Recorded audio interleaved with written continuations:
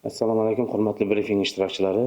Bugungi mavzumiz nikoh shartnomasini tuzish tartibi va huquqiy asoslariga bag'ishlanadi. Nikoh shartnomasi o'zi nima?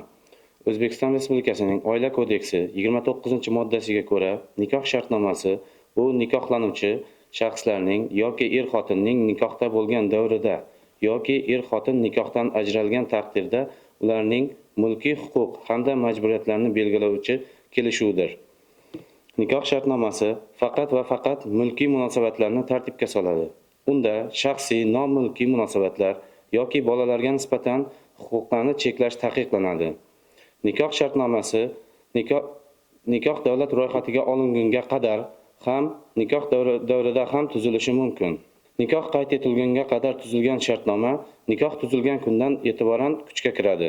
Nikoh shartnoma majburiy ravishda yozma shaklda tuziladi va notarial tartibda tasdiqlanishi shart. Nikoh shartnomasini notarial tasdiqlashda davlat boji undirilmaydi. Adliya vazirligida ro'yxatdan o'tgan notariuslar tomonidan nikoh shartnomalarini tasdiqlash tartibi to'g'risidagi nizomga muvofiq jarayon fuqarolar uchun maksimal darajada qulaylashtirilgan. Fuqarolar to'g'ridan-to'g'ri notarial idoralarga murojaat qilgan holda yoki yagona interaktiv davlat xizmatlari portali yoxud e-notarius.uz portali orqali onlayn ariza yuborishlari mumkin. Shartnoma notarial idora binosida videokonferensial aloqa orqali yoki taraflar xohishiga ko'ra sayyor tartibda rasmiylashtirilishi mumkin.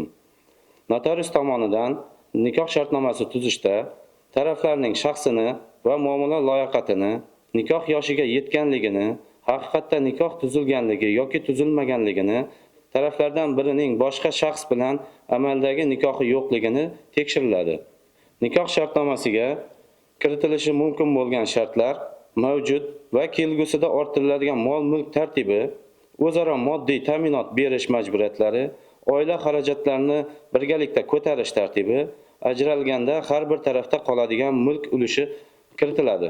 Kiritish taqiqlangan shartlar bo'lsa, er-xotinning shaxsiy non-mulkiy munosabatlari, er-xotinning sudga murojaat qilish huquqini cheklash, bolalarga nisbatan huquq va majburiyatlari, taraflardan birini o'ta noqulay ahvolga soluvchi shartlar kiritilish taqiqlanadi.